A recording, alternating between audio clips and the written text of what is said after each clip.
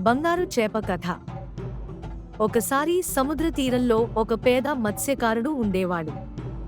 అతను ప్రతిరోజూ వల వేసి చేపలు పట్టి అమ్ముకుని జీవనం సాగించేవాడు.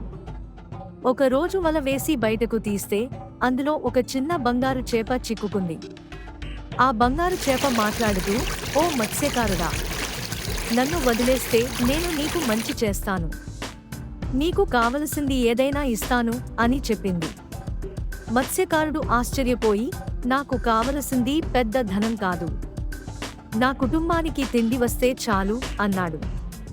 బంగారు చేప వెంటనే అతని బుట్టలో రొట్టెలు, బియ్యం, కూరగాయలు నింపేసింది. అతను సంతోషంగా చేపను నీటిలో వదిలేశాడు. ఆ రోజు నుంచి ప్రతిసారీ అతనికి అవసరం ఉన్నప్పుడు బంగారు చేప వచ్చి సహాయం చేసేది.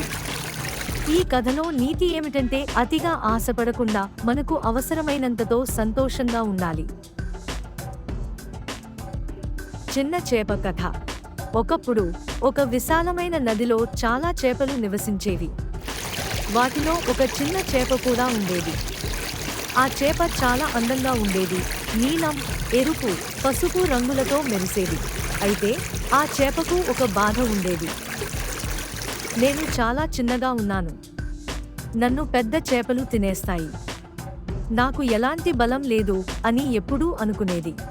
అప్పుడే ఒక మత్స్యకారుడు సముద్రంలో పెద్ద వల వేశాడు. ఆ వలలో అన్ని చేపలు చిక్కుకుపోయాయి. పెద్ద చేపలు బయటపడటానికి ఎంత ప్రయత్నించినా వల బలంగా ఉండడంతో తప్పించుకోలేకపోయాయి. అన్ని చేపలు భయంతో అల్లాడుతూ, "ఇప్పుడు మనం పట్టుబడతాం" అని అరిచాయి.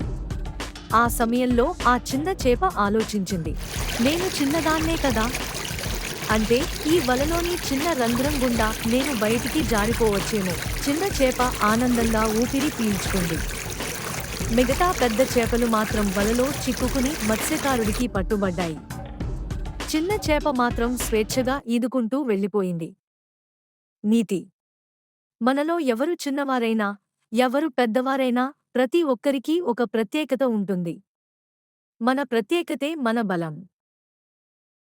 మరిన్ని సరదా కథలు చూడాలంటే లైక్ చేయండి, షేర్ చేయండి, సబ్స్క్రైబ్ చేయండి. కొత్త వీడియో కోసం బెల్ ఐకాన్ మర్చిపోవద్దు.